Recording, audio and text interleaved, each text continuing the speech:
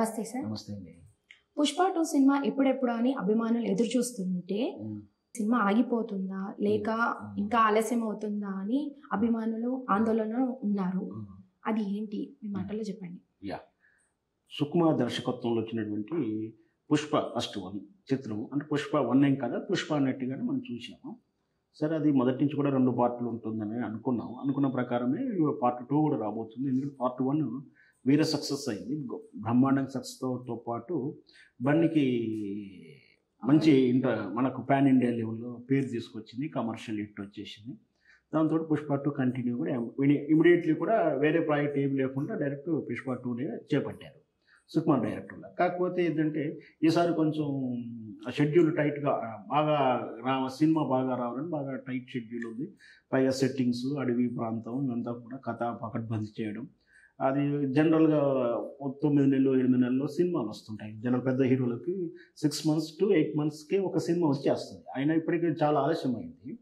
అయితే పుష్ప 2 కంటిన్యూ అవుతూనే ఉంది. రకరకాలైనటువంటి వాళ్ళ ప్రిపరేషన్ ఉంటుంది. సరే, అది ఏ కారణం చేత లాంగ్ ప్రాసెస్లో ఉంది. ఇంకా ఎప్పుడు వస్తుందా అని బండి అభిమానులు ఎదురు చూస్తున్న తరుణంలో ఈ పుష్ప 2 దీని టైటిల్ ఏంటంటే పుష్ప ది రూరల్ అని పెట్టారు. దీని టైటిల్ అయితే పుష్ప ది రూల్ అని పెట్టుకున్నారు. సరే, మన వ్యవహారికంగా పుష్ప 2 అని అనొచ్చు. సుకుమార్ డైరెక్టర్లో వస్తుంది. అయితే నిన్న మన పుష్ప 1లో బర్నీ అర్జున్ పక్కన ఫ్రెండ్ క్యారెక్టర్ చేశాడు ఒకతను, హెల్ప్ చేస్తుంటాడు, మొత్తం కూడా తాన్ని డీల్ చేస్తాడు. క్లోజ్ క్యారెక్టర్ అది. ఎంటైర్ సినిమా మొత్తం కూడా ఉంటుంది. ఇద్దరు క్యారెక్టర్ బాగా వస్తుంది. ఆ ఆర్టిస్ట్ పేరు జగదీష్ అని ఒక ఆర్టిస్ట్. ఈ పుష్ప 2లో కూడా అంత మంచి ప్రయారిటీ క్యారెక్టర్ ఉంది ఆయన. సో క్యారెక్టర్ ప్రయారిటీతో పాటు సినిమాకి లీడ్ స్టోరీలో బాగా ఉంటుంది ఆయనకు. క్లైమాక్స్ కూడా ఆయన మీద డిఫరెంట్గా, అంటే ఆయన క్యారెక్టర్ని డిఫరెంట్గా ప్రిపేర్ చేశారని, అదే కీ రోల్ అవుతుందని రకరకాల కథనాలు వింటున్నాం. అయితే ఆ క్లైమాక్స్ సీన్ కూడా ఇతను కోసం సపరేటు రాసుకున్నారు, ఇంకా చేయాల్సింది రకరకాల ఏదో మనం అంతకుముందు విని ఉన్నాం. కానీ అదే జగదీష్ అనే ఆర్టిస్టు నిన్న ఒక కేసులో అరెస్ట్ కాబడ్డాడు. నిన్న హైదరాబాద్ పోలీసులు నిన్న జగదీష్ని, ఇది మన ఈ ఆర్టిస్ట్ జగదీష్ని తన వ్యక్తిగత జీవితంలో చేసినటువంటి ఒక పొరపాటు, తప్పు, ఇక్కడ నిందితుడిగా ఇప్పుడు ఫస్ట్ ఆరోపించబడి నిందితుడు అసలు నేరం చేశాడా చేయలేదు విచారణ తెలుస్తుంది. జగదీష్ నిన్న అరెస్ట్ చేయడం, కోర్టు ముందు సబ్మిట్ చేయడంతో అతనికి రిమాండ్ 14 days రిమాండ్ కూడా పంపించడం జరిగింది.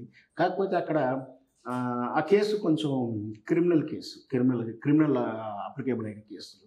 దీంట్లో సహజంగా కొంచెం శిక్ష ఎక్కువ పడే అవకాశాలు ఉన్నప్పుడు బెయిల్ అంత ఈజీగా రాదు. 45 days 90 days కూడా ఉండాల్సిన సందర్భాలు ఉంటాయి.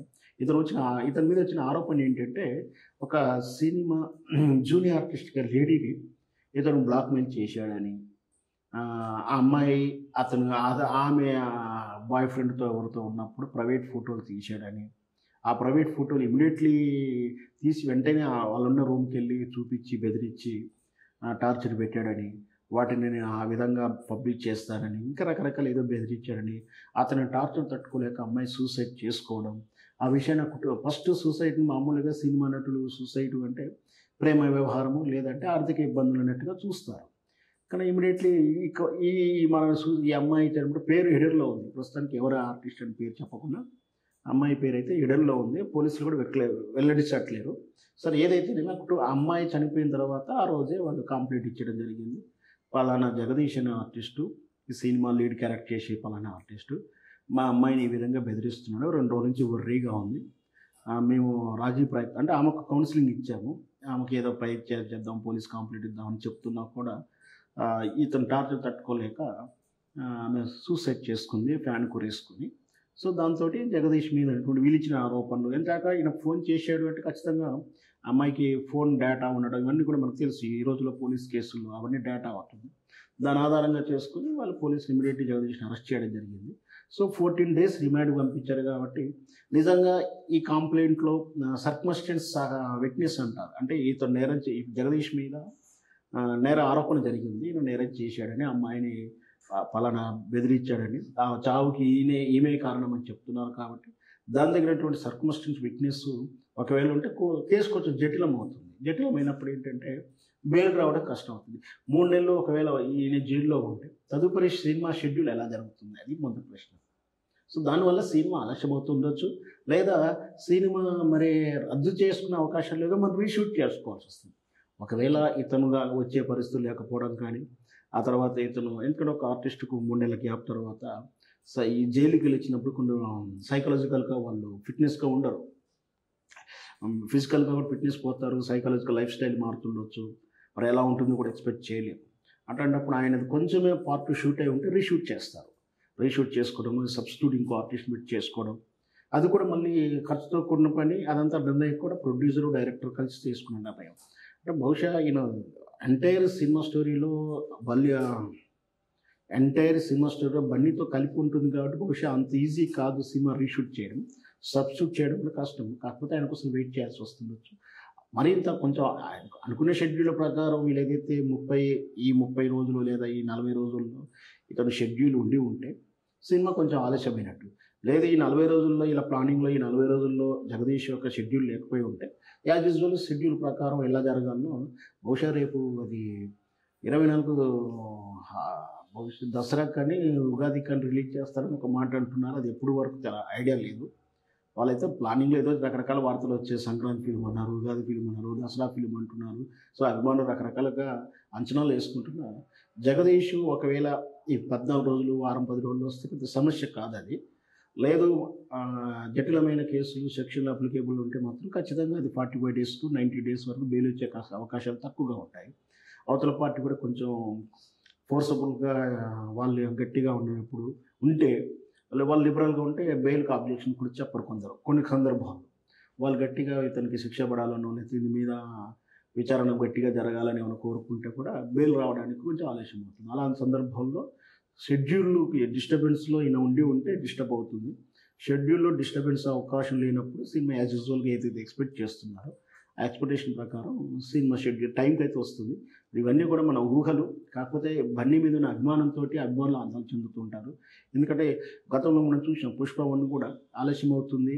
అవతలలో వాళ్ళ అభిమాన తరపున వాళ్ళ కోస్టార్ వేరే ఉంటారు కదా, వేరే హీరోల సినిమాలో ఏదో ఒకటి అప్డేట్ వస్తుంటే పుష్ప చిత్రం అప్డేట్ రావట్లేదు, పుష్ప షూటింగ్ అవుతుందా లేదా అని చెప్పి ఈ అభిమానుల మధ్య కాంపిటీషన్, ఊర్లలో ఎలా ఉంటుంది కాంపిటీషన్ ఉంటుంది.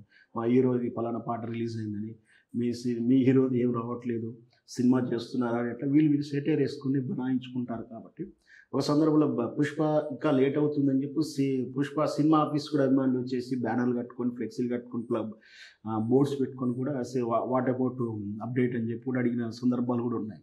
అప్పటి నుంచి కొంత అన్ని చిత్రాలు అంటే ఇటు బన్నే కాదు, అటు చూసుకుంటే రామ్ చరణ్ సినిమాలు కానీ, ప్రభాస్ సినిమాలు కానీ అప్పటి నుంచి కొంచెం అప్డేట్ ఇస్తుంది. ఏదో పోస్టర్ రిలీజ్ చేయడం కానీ, ఏదన్నా మోషన్ పోస్టర్ రిలీజ్ చేయడం, ఇంకేదో ఒకటి షెడ్యూల్ అవుతున్నట్టుగా వాళ్ళుగా, ఎందుకంటే అభిమానులు ఇబ్బంది పడకూడదు అనే ఉద్దేశంతో వాళ్ళలో నిర్లిప్తం రాకూడదని చెప్పి ఈ సంఘటన తర్వాత అన్ని హీరోలు కొంచెం ఎంతో అంత అప్డేట్స్ ఇస్తున్నారు. 1 నెలకు, 2 నెలలకు, ఒక 3 వారాలు, 4 వారాలకు ఏదో ఒకటి అప్డేట్ ఇస్తున్నారు. సో ఇది కూడా అప్డేట్లో ఉన్నప్పటికీ కూడా జగదీష్ రిలీజ్ అయిందని బట్టి ఉంటుంది.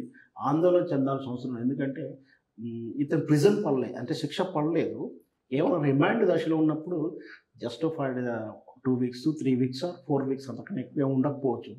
సో ఇతను డైరెక్ట్ ఆమె చనిపోయేటప్పుడు కానీ, ఆమె చనిపోయిన సూసైడ్ లెటర్ కానీ ఇతని పేరు లేదు. జస్ట్ సర్కమ్స్టెన్స్ స్టోరీ అంతలో మాత్రం ఈయన ప్రమేయం ఉంది. సో ఈయన మర్డర్ చేసిన వాడు కాదు. ఫస్ట్ ఆఫ్ ఆల్ మర్డర్ కాదు, ఆమె సూసైడ్లో ఆమె సూసైడ్ లెటర్ లేదు, ఈయన పేరు మెన్షన్ చేయలేదు. బట్ ప్రేరేపిత అప్లికేబుల్ సెక్షన్స్ ఉంటాయి. దాంట్లో అవి ఒకవేళ అవి కూడా బలమైన సెక్షన్లు అయినప్పటికీ ఆలస్యం పెద్దగా కాకపోవచ్చు అని నాకు. ఇంకా పుష్ప 1కి పుష్ప 2కి చాలా డిఫరెన్స్ ఉంది. ఒక పోస్టర్ రిలీజ్ చేశారు కదా, దానికి దీనికి డిఫరెన్సియేషన్ చెప్పండి.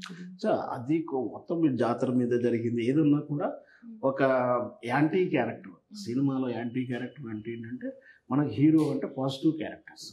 రాముడు మంచి బాలుడు, క్లాస్ ఫస్ట్ వస్తాడు, బుద్ధిమంతుడిగా ఉంటాడు, తల్లిదండ్రులకు సేవ చేస్తుంటాడు, గురువులకు నమస్కరిస్తుంటాడు, పెద్దల బట్టి వినయం ఉంటాడు, చిన్నల బట్టి త్యాగాలు ఉంటాయి. ఇవన్నీ కాకుండా నన్ ఆఫ్ దెమ్ దాంట్లోంచి కాకుండా ఈ నాన్ సెన్స్ అయినటువంటి విలన్ క్యారెక్టర్లు కూడా హీరోకి పెట్టే తప్ప ఈ రోజుల్లో ఉంది.